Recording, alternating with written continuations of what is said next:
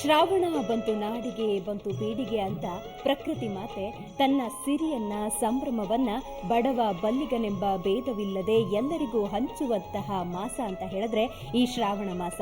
ಈ ಶ್ರಾವಣ ಮಾಸ ಬಂತು ಅಂತ ಹೇಳಿದ್ರೆ ಸುಮಂಗಲಿಯರಿಗಂತೂ ಹಬ್ಬದ ಒಂದು ಸಂಭ್ರಮ ಅಂತಾನೆ ಹೇಳಬಹುದು. ಅದರ ಜೊತೆಗೆ ಈ ಹಬ್ಬಗಳ ಸುರಿಮಳೆ ಇರುವ ಈ ಶ್ರಾವಣ ಮಾಸದ ವೈಶಿಷ್ಟ್ಯ ಏನು ಅನ್ನೋದ್ರ ಬಗ್ಗೆ ಈ ವಿಶೇಷ ಕಾರ್ಯಕ್ರಮ ಬೆಳಕು ಚೆಲ್ಲುತ್ತೆ.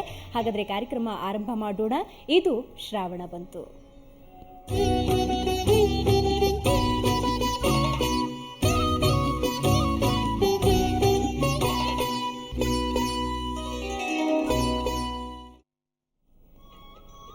ಆಷಾಢ ಕಳೆದು ಈಗಾಗಲೇ ಶ್ರಾವಣ ಕೂಡ ಬಂದಿದೆ. ಶ್ರಾವಣ ಮಾಸದ ವೈಶಿಷ್ಟ್ಯ ಏನು ಅನ್ನೋದ್ರ ಬಗ್ಗೆ ತಿಳಿಸ್ಕೊಡೋದಕ್ಕೆ ಇವತ್ತು ನಮ್ಮ ಜೊತೆ ಇದ್ದಾರೆ ಆಧ್ಯಾತ್ಮಿಕ ಚಿಂತಕರಾದಂತಹ ಡಾಕ್ಟರ್ ಆರತಿ ಅವರು. ಅವರಿಗೆ ಕಾರ್ಯಕ್ರಮಕ್ಕೆ ಸ್ವಾಗತವನ್ನ ಕೊಡೋಣ. ಕಾರ್ಯಕ್ರಮಕ್ಕೆ ಸ್ವಾಗತ. ನಮಸ್ಕಾರ. ನಾನೀಗಾಗಲೇ ಹೇಳ್ತಾ ಇದ್ದೆ, ಶ್ರಾವಣ ಮಾಸ ಬಂತು ಅಂತ ಹೇಳಿದ್ರೆ ಹೆಂಗಳೆಯರಿಗಂತೂ ಹಬ್ಬದ ಸುರಿಮಳೆ, ಎಲ್ಲರೂ ಸಂಭ್ರಮದಿಂದ ಇರ್ತಾರೆ. ಆದರೆ ಈ ಮಾಸ ಅಂತ ಹೇಳಿದ್ರೇನೆ ಶ್ರಾವಣ ಮಾಸ ಬಂದಾಗ ಮಾವು ಚಿಗುರಲೇಬೇಕು ಅನ್ನೋ ಒಂದು ಪದ್ಯದ ಸಾಲನ್ನ ಕೇಳಿದ್ದೀವಿ. ಒಂದು ರೀತಿ ಹೊಸತನಕ್ಕೆ ಒಂದು ಮುನ್ನುಡಿಯನ್ನ ಬರೆಯುತ್ತೆ ಈ ಶ್ರಾವಣ ಮಾಸ. ಏನಂತೀರಿ? ಹೌದು, ಶ್ರಾವಣ ಅನ್ನೋದು ಸಂಭ್ರಮಕ್ಕೆ ಇನ್ನೊಂದು ಹೆಸರಾಗ್ಬಿಟ್ಟಿದೆ. ಶ್ರಾವಣ ಅಂತಂದ್ರೆ ಮದುವೆಗಳ ಮಾಸ, ಶುಭ ಕಾರ್ಯಗಳ ಮಾಸ, ಪೂಜೆಗಳ ಮಾಸ. ದೇವತೆಗಳು ಸಾಲಾಗಿ ಕ್ಯೂ ನಿಂತ್ಕೊಂಡು ಬಂದ್ಬಿಡ್ತಾರೆ ಶ್ರಾವಣದೊಂದಿಗೆ. ಆಷಾಢದಲ್ಲಿ, ವಿಶೇಷವಾಗಿ ಕರ್ನಾಟಕದಲ್ಲಿ ಮತ್ತು ಹಲವು ಪ್ರಾಂತಗಳಲ್ಲಿ ಆಷಾಢದಲ್ಲಿ ವ್ರತಗಳನ್ನ ಪೂಜೆಗಳನ್ನ ವೈಯಕ್ತಿಕವಾಗಿ ಮಾಡ್ತೀವಿ ಹೊರತು ಹಬ್ಬಗಳನ್ನ ಮಾಡೋದು ಕಡಿಮೆ. ಯಾತಕ್ಕೆ ಅಂದ್ರೆ ಅದಕ್ಕೆ ಕಾರಣ ಮಳೆಗಾಲ, ತುಂಬಾ ಗಾಳಿ, ಆಷಾಢದ ಗಾಳಿಯಲ್ಲಿ. ಹಿಂದಿನ ಕಾಲದಲ್ಲಿ ಎಲ್ಲರೂ ಸೇರ್ತಾ ಇದ್ದಿದ್ದು ಬಯಲುಗಳಲ್ಲಿ. ಇವತ್ತು ತರ ಭವನಗಳು ಇದ್ರೂ ಓಪನ್ ಭವನಗಳು, ದೇವಸ್ಥಾನಗಳು. ಹಾಗಾಗಿ ಪ್ರಕೃತಿ ಅನುಕೂಲವಾಗಿಲ್ಲ ಅಂತ ಹೇಳಿ ಆಷಾಢದಲ್ಲಿ ಹೆಚ್ಚು ಮಾಡ್ತಿರ್ಲಿಲ್ಲ. ಆಷಾಢ ಕಳೆದ ತಕ್ಷಣ ಶ್ರಾವಣ ಬರುತ್ತೆ. ಇದು ಮಳೆಗಾಲವೇ ಆದ್ರೂ ಕೂಡ ಇಲ್ಲಿ ಒಂದಷ್ಟು ಅನುಕೂಲ ಇದೆ. ಗಾಳಿ ಕಡಿಮೆ ಇರುತ್ತೆ, ಮಳೆ ಒಂದು ಹದಕ್ಕೆ ಬಂದಿರುತ್ತೆ. ಮತ್ತೆ ನೋಡಿ, ಮಳೆ ಇರೋದ್ರಿಂದ ನಾವು ಹೆಚ್ಚಾಗಿ ಒಳಗಡೆ ಮಾಡ್ತೀವಿ. ಶ್ರಾವಣವೆಲ್ಲ ವ್ರತಗಳ ಮಾಸ. ಅದೇ ಶರದ್ ಋತು ಬರುತ್ತಲ್ಲ, ನೆಕ್ಸ್ಟ್ ಆಶ್ವಿಜ ಮಾಸ, ನವರಾತ್ರಿ ಬರುತ್ತಲ್ಲ, ಅದು ಬಯಲಲ್ಲಿ ಮಾಡುವ ಹಬ್ಬ. ನಮ್ಮ ಹಿಂದೂ ಧರ್ಮದಲ್ಲಿ ಪೂಜೆಯನ್ನ, ಹಬ್ಬವನ್ನ ಎರಡು ಭಾಗವಾಗಿ ಮಾಡ್ತೀವಿ, ವ್ರತ ಮತ್ತು ಉತ್ಸವ ಅಂತ. ವ್ರತ ಅನ್ನೋದು ವೈಯಕ್ತಿಕ, ಜಪ, ತಪ, ಧ್ಯಾನ, ಪೂಜೆ, ಉಪವಾಸ, ದಾನ ಇತ್ಯಾದಿ. ಇನ್ನು ಉತ್ಸವ ಅಂತಂದ್ರೆ ತಾಂಬೂಲ ಕೊಡೋದು, ಹಂಚೋದು, ಊಟ ಹಾಕೋದು, ಸಂತೋಷ, ನೃತ್ಯ, ನಾಟಕ, ಬಯಲಾಟ, ಆಮೇಲೆ ಸಂಭ್ರಮಿಸೋದು, ಸೆಲೆಬ್ರೇಷನ್, ಎಲ್ಲ ಜನ ಕೂಡ ಸೇರುವಂಥದ್ದು. ಸೊ ಅಲ್ಲಿ ಓಕಳಿ ಆಡುವಂಥದ್ದು, ನೃತ್ಯ ತುಂಬಾ ನಡೀತಿತ್ತು. ಪ್ರಾಚೀನ ಭಾರತದಲ್ಲಂತೂ ತುಂಬಾ ಕಲರ್ಫುಲ್ ಆಗಿತ್ತು. ಬಹಳ ಶತಮಾನಗಳ ಕಾಲ ಹಾಗೆ ನಡೀತು. ಆಮೇಲೆ ಯಾವಾಗ ಪರಕೀಯರ ಆಡಳಿತ ಜಾಸ್ತಿ ಆಯ್ತು, ಅವರು ಅದನ್ನ ಸಹಿಸ್ತಾ ಇರ್ಲಿಲ್ಲ, ಕೆಲವನ್ನೆಲ್ಲ ತಡಿತಾ ಬಂದ್ರು. ರಾಜಪೋಷಣೆ ಇಲ್ಲದೆ ಆ ವೈಭವ ಕಡಿಮೆ ಆಯ್ತು. ಆದ್ರೂ ನಾವು ನೋಡ್ತೀವಿ ಉತ್ತರ ಭಾರತದಲ್ಲಿ ಅಲ್ಲಲ್ಲೇ ಸ್ಥಳೀಯರು ಸೇರ್ಬಿಟ್ಟು, ದೊಡ್ಡ ದೊಡ್ಡ ಶ್ರೀಮಂತರು ಸೇರಿ ಈ ಓಕಳಿ ಹಬ್ಬ ಇದನ್ನೆಲ್ಲ ತುಂಬಾ ಪ್ರೋತ್ಸಾಹ ಮಾಡ್ತಾರೆ. ಈ ತರ ಒಂದು ಸಂಭ್ರಮಕ್ಕೆ ಒಂದು ಆಶ್ರಯವಾದದ್ದು ಈ ಶ್ರಾವಣ ಮಾಸ. ಶ್ರಾವಣ ಮಾಸದಲ್ಲಿ ಮಳೆಗಾಲ ಆದ್ರಿಂದ ಹೆಚ್ಚಾಗಿ ಮನೆ ಒಳಗೆ ಮಾಡುವಂಥದ್ದು ಜಾಸ್ತಿ, ವ್ರತಗಳು ಜಾಸ್ತಿ. ಮತ್ತೆ ನೋಡಿ, ಶ್ರವಣ ನಮ್ಮಲ್ಲಿ ಮಾಸಕ್ಕೆ ಹೆಸರು ಹೇಗೆ ಬರುತ್ತೆ ಅಂದ್ರೆ, ಪ್ರತಿಯೊಂದು ತಿಂಗಳಲ್ಲಿ ಆಯಾ ಹುಣ್ಣಿಮೆ ಎಂದು ಯಾವ ನಕ್ಷತ್ರ ಬರುತ್ತೋ ಅದರ ಹೆಸರನ್ನ ಮಾಸಕ್ಕೆ ಕೊಡ್ತಾರೆ. ಈಗ ಚಿತ್ರ ನಕ್ಷತ್ರ ಬರೋದ್ರಿಂದ ಅದು ಚೈತ್ರ ಮಾಸ, ವಿಶಾಖ ನಕ್ಷತ್ರ ಬಂದ್ರೆ ವೈಶಾಖ ಮಾಸ, ಜ್ಯೇಷ್ಠ ಬಂದ್ರೆ ಜ್ಯೇಷ್ಠ. ಹಾಗೆ ಶ್ರವಣ ನಕ್ಷತ್ರ ಬರೋದ್ರಿಂದ ಇದು ಶ್ರಾವಣ ಮಾಸ. ಶ್ರವಣ ನಕ್ಷತ್ರ ವೆಂಕಟೇಶ್ವರನ, ನಾರಾಯಣನ ನಕ್ಷತ್ರ. ಹಾಗಾಗಿ ವಿಷ್ಣು ಪರವಾದ ಮಾಸ. ವಿಷ್ಣು ಪೂಜೆಗೆ ಇದು ತುಂಬಾ ಪ್ರಶಸ್ತವಾದದ್ದು. ವರಮಹಾಲಕ್ಷ್ಮಿ ಕೂಡ, ವರಮಹಾಲಕ್ಷ್ಮಿ ವೈಷ್ಣವಿ ಶಕ್ತಿ ಅಲ್ವೇ, ವಿಷ್ಣುವಿನ ಶಕ್ತಿ. ಆದ್ರಿಂದ ವರಮಹಾಲಕ್ಷ್ಮಿಯ ಪೂಜೆ ಮಾಡ್ತೀವಿ. ಹಾಗೆ ನೋಡಿದ್ರೆ ಅದು ಶ್ರಾವಣ ಸೋಮವಾರ ಕೂಡ ಶಿವನಿಗೆ ತುಂಬಾ ವಿಶೇಷ. ಶ್ರಾವಣದಲ್ಲಿ ಗೌರಿಗೆ ತುಂಬಾ ವಿಶೇಷ, ಮಂಗಳ ಗೌರಿ ಮಾಡ್ತೀವಿ ಮಂಗಳವಾರಗಳಂದು. ಇನ್ನು ಶ್ರಾವಣ ಭಾನುವಾರಗಳನ್ನು ಕೂಡ ಸೂರ್ಯೋಪಾಸಕರು ತುಂಬಾ ವಾರ ಪೂರ್ತಿ ಇಡೀ ಮಾಸವೇ ಹಬ್ಬವಾಗೋಗ್ಬಿಡುತ್ತೆ. ಎಷ್ಟು ಹಬ್ಬಗಳಿವೆ ಅಂತಂದ್ರೆ, ಬರೀ ಕರ್ನಾಟಕದಲ್ಲಿ ಎಷ್ಟು ಪ್ರಚಲಿತವಿವೆ ಅಂತ ನೋಡಿದ್ರೇನೆ ನಮ್ಗೆ ಸುಮಾರು ಹಬ್ಬ ಸಿಕ್ಕುತ್ತೆ. ಇನ್ನು ಇಡೀ ಭಾರತ, ಇಡೀ ಹಿಂದೂ ಧರ್ಮ ಎಲ್ಲೆಲ್ಲಿ ವ್ಯಾಪಿಸಿದ್ಯೋ ಎಲ್ಲರ ಆಚಾರಗಳನ್ನ ಲೆಕ್ಕಕ್ಕೆ ತೆಗೆದುಕೊಂಡ್ರೆ ಶ್ರಾವಣದಲ್ಲಿ ಒಂದೊಂದ್ ದಿನಕ್ಕೆ 4 ಹಬ್ಬ ಬರುತ್ತೆ. ಹಾಗಾಗಿ ಅದಕ್ಕೆ ಹೇಳಿದ್ದು ಕ್ಯೂ ನಿಂತ್ಕೊಂಡ್ಬಿಡ್ತಾರೆ ದೇವತೆಗಳು ಅಂತ. ಅಷ್ಟು ಒಂದು ಪೂಜಾ ಭಾವದಿಂದ ತುಂಬಿರುವಂತ ಡಿವೈನ್ ವರ ಬೇಡ್ಕೊಳ್ಳೋಕೆ ಸಕಾಲ. ಹೌದು, ಅಂತ ಒಂದು ಮಾಸ ಇದು. ಆದ್ರೆ ಈ ಸಂದರ್ಭದಲ್ಲಿ ಜಾಸ್ತಿ ಹಬ್ಬಗಳು ಅಂತ ಈಗಾಗಲೇ ಮಾತನಾಡ್ತಾ ಇದ್ವಿ. ರಕ್ಷಾಬಂಧನ ಇರ್ಬೋದು, ನಾಗರ ಪಂಚಮಿ ಬರುತ್ತೆ, ಲಕ್ಷ್ಮೀ ಪೂಜೆ ಬರುತ್ತೆ.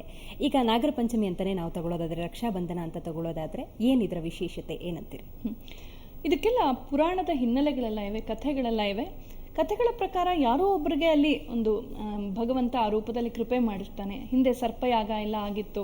ಜನಮೇಜಯ ಅನ್ನೋ ಮಹಾರಾಜ ತನಗಾದಂತಹ ತನ್ನ ತಂದೆಯನ್ನ ಒಂದು ತಕ್ಷಕ ಅನ್ನೋ ಒಬ್ಬ ಸರ್ಪ ಕೊಂದದ್ರಿಂದ ಸರ್ಪ ವಂಶವನ್ನೇ ನಾಶ ಮಾಡಕ್ಕೆ ಅಂತ ಹೊರಡ್ತಾನೆ. ಹಾಗಾಗೋದು ಬೇಡ ಅಂತ ತಡೆದು ಅವರನ್ನ ಪೂಜಿಸೋಕೆ ಶುರು ಮಾಡಿದ್ರು ಅಂತ ಹೇಳ್ತಾರೆ. ಅಂದಿನಿಂದ ಸರ್ಪರ ಆರಾಧನೆ ಬಂತು ಅಂತ. ವೇದ ಕಾಲದಲ್ಲೂ ಸರ್ಪ ಯಜ್ಞಗಳನ್ನೆಲ್ಲ ನಾವು ನೋಡ್ತೀವಿ. ಸರ್ಪ ಅಂದ್ರೆ ಬೀದಿಯಲ್ಲಿ ಹೋಗೋ ಒಂದು ಹಾವು ಅಂತಲ್ಲ, ಅದು ಸಾಂಕೇತಿಕ ಅಷ್ಟೇ. ಆಕ್ಚುಲಿ ಇದು ನೋಡಿ, 5 ಹೆಡೆಗಳ ನಾಗರಹಾವನ್ನ ಪೂಜೆ ಮಾಡ್ತೀವಿ. ಎಲ್ಲೋ ಬೀದಿಯಲ್ಲಿ ಹೋಗೋ ಹಾವು ಹಾಗಿರಕ್ ಸಾಧ್ಯವೇ ಇಲ್ಲ, ಕಾಲ್ಪನಿಕ ಅದು.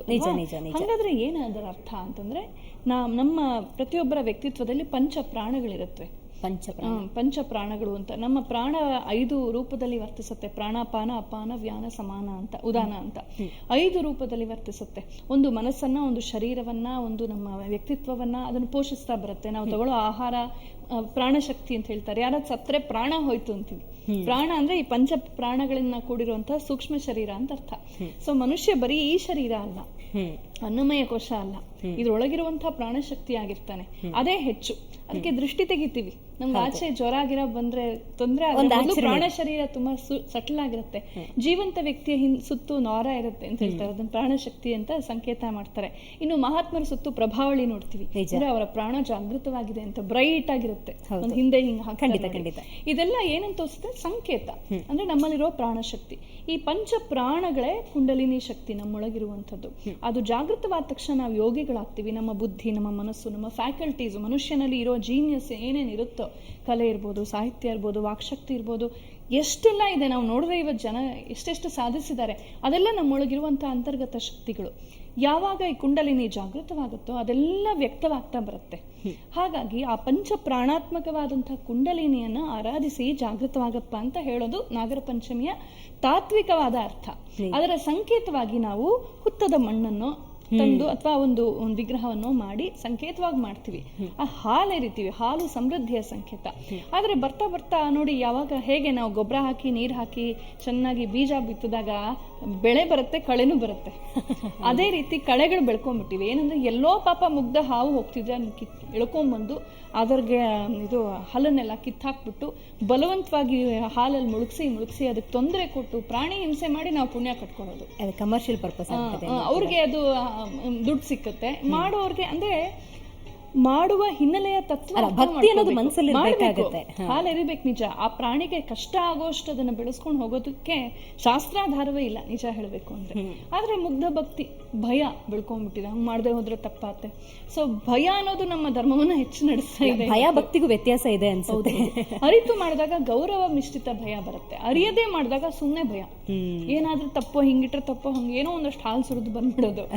ಅಲ್ಲಿ ಹಾವಿಗೆ ತೊಂದರೆ ಆದ್ರೂ ಪರವಾಗಿಲ್ಲ, ನಾಗಪ್ಪನ ಖುಷಿ ಅಂತ ಮುಗಿತಲ್ಲ ಹಬ್ಬ ಅಂತ ಆತರ ಆಗ್ಬಾರ್ದು. ಹಾಗಾಗಿ ಸಾಂಕೇತಿಕ ಒಂದು ಹನಿ ಹಾಲನ್ನ ಮನೆಯಲ್ಲಿ ಸುಮ್ನೆ ಏನೊಂದು ತಟ್ಟೆ ಮೇಲೆ ಹಾಕಿ ನಾಗಪ್ಪ ನಿನ್ಗೆ ಅರ್ಪಿತ ಅಂದ್ರೆ ಅವ್ನಿಗೆ ಅರ್ಥ ಆಗೋದಿಲ್ಲ. ಆ ನಾಗಪ್ಪ ಎಲ್ಲಿದ್ದಾನೆ? ನಮ್ಮ ವ್ಯಕ್ತಿತ್ವದೊಳಗೆ ಇದ್ದಾನೆ.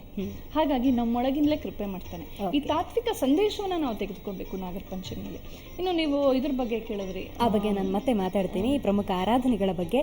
ಸೊ ವೀಕ್ಷಕರೇ, ಇವತ್ತು ನಾವು ಮಾತಾಡ್ತಾ ಇದ್ದೀವಿ ಶ್ರಾವಣ ಮಾಸದಲ್ಲಿ ಬರುವಂತಹ ಪ್ರಮುಖ ಹಬ್ಬಗಳು, ಆ ಆರಾಧನೆಗಳ ಬಗ್ಗೆ. ಸೊ ಆ ವಿಶೇಷತೆಗಳನ್ನ ತಿಳ್ಕೊಳ್ಳೋಣ ಚಿಕ್ಕ ವಿರಾಮದ ನಂತರ.